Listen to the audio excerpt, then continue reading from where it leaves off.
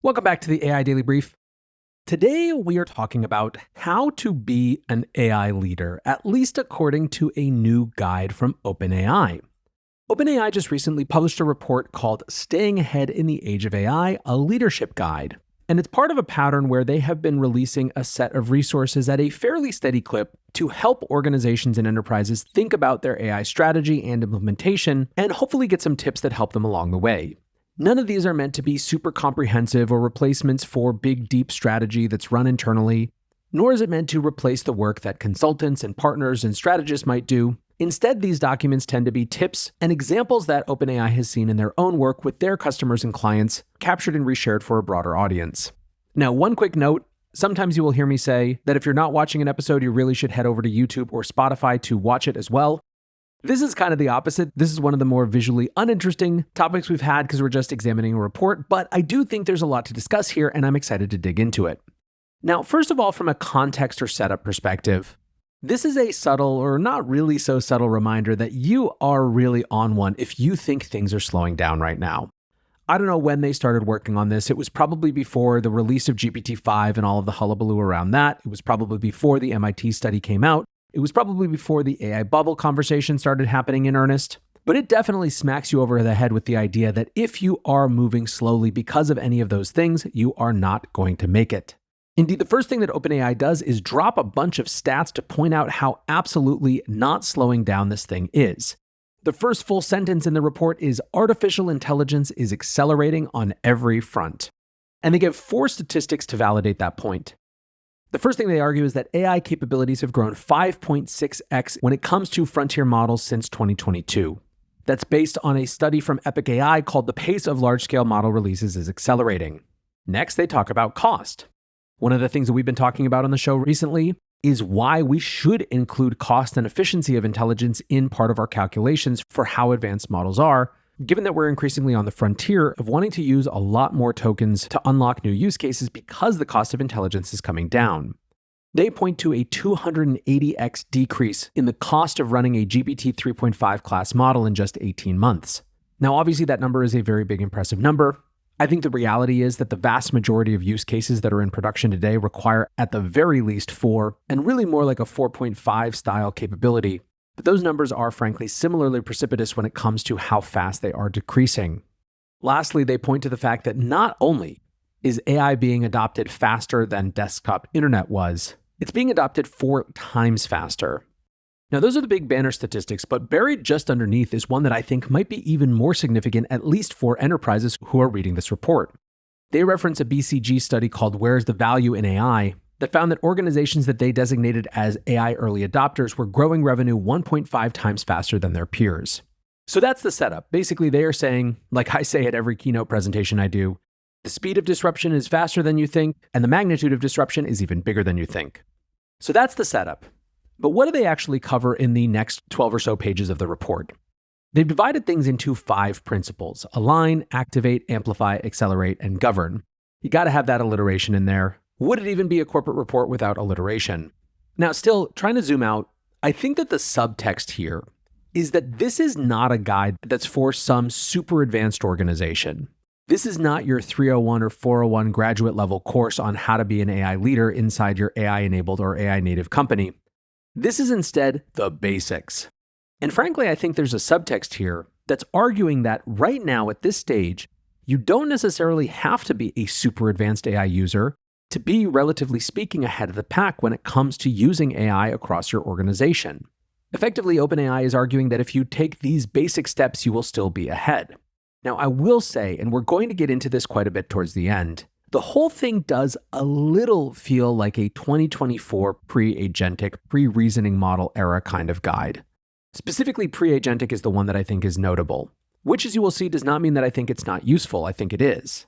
But it's missing this whole big section of what it means to engage with AI right now that I do think limits its total applicability. However, like I said, we're going to come back to that. Overall, it attempts to be very practical, giving specific advice and specific examples. So let's quickly go through these sections and see what they are recommending. The first section is about alignment and getting employees and managers on the same page when it comes to AI. Now, this is something you've probably heard me talk a lot about. one of the big challenges for enterprise AI adoption that has absolutely nothing to do with model capability is the often large gap between how employees and managers are thinking about AI strategy, in every way from how well articulated that strategy is, to how pro-employee that strategy is, to whether employees are supported enough in implementation of that strategy, and so on and so forth. So I think broadly speaking, thinking in terms of alignment is absolutely a necessary step, can fully co-sign based on everything that we see at Superintelligent and everything that I hear doing this podcast as well. The 4 alignment practices that they discuss are 1, executive storytelling to set the vision, 2, setting a company-wide AI adoption goal, 3, leaders role modeling AI use, and 4, functional leader sessions, which is basically leaders modeling AI use but bringing it down to the line of business level and closer to the point of actual implementation at the employee level. Now, one thing I will note, and I will warn you if you do not want to be shilled, press that fast forward button maybe once or twice. A lot in here kind of presumes that the use cases are known going into the conversation. In other words, that managers who are setting the vision for AI know what they should be using AI for. In my experience and in our experience at Superintelligent, that actually tends to be a major barrier that slows things down right at the top. It's literally why we designed these agent opportunity mapping audits that we deploy to make it simpler to actually understand which use cases might be viable and useful for an organization based on its own particular unique characteristics. So as always, if you are interested in those audits, shoot me a note at nlw@bsuper.ai and I will connect you to the right people. Now, moving back to OpenAI's practices, in addition to just the best practices that they're sharing, they also in many cases share examples that they've seen. One that they point to, for example, is the CEO of Moderna suggesting that their employees should be using ChatGPT 20 times a day. As we'll discuss in just a minute, there is a big difference between saying that should be the norm and actually holding people accountable for that. But still, I do think that this idea of getting specific about AI adoption goals is going to be really valuable. Now, one more note in each of these sections. After the 4 best practices that they share, they give a set of starter questions and example actions. So in this case, one might be a question, are we transparently communicating our progress? And a suggested action of maintaining and openly reviewing a dashboard to clearly track AI progress. The next practice area for this leadership report they call Activate.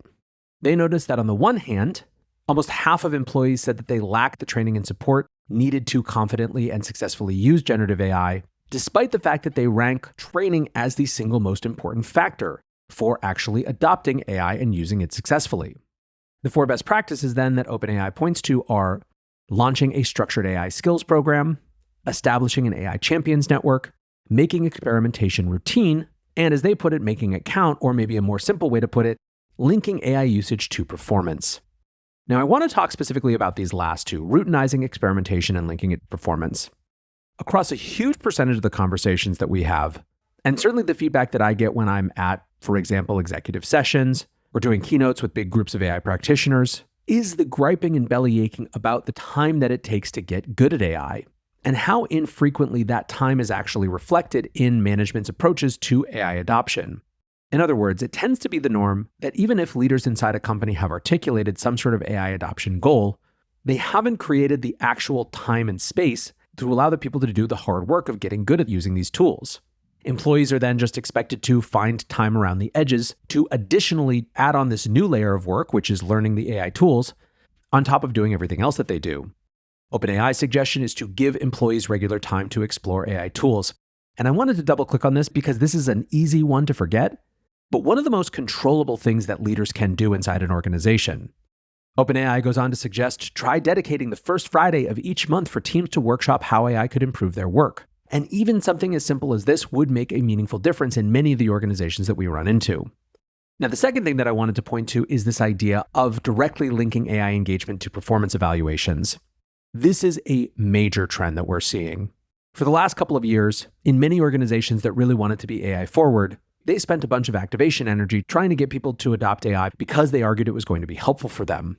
Basically, the most aggressive AI organizations were the ones who were regularly and specifically encouraging AI use.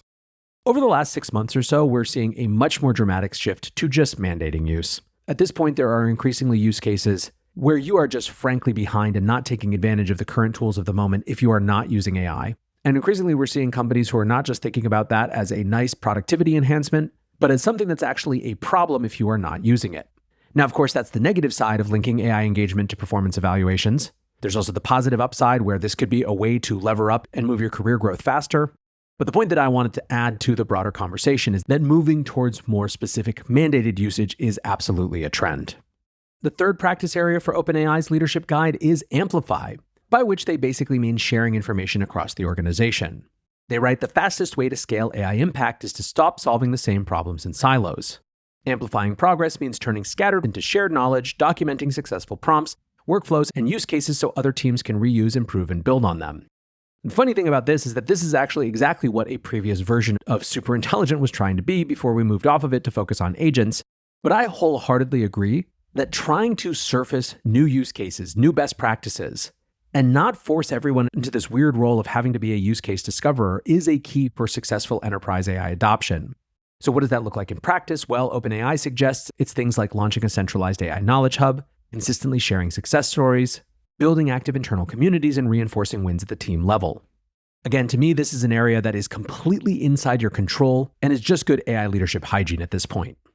Next up, OpenAI's idea of acceleration is basically all about removing friction and increasing the speed of decision-making. Now, there is a subtle thing here that I think is worth calling out.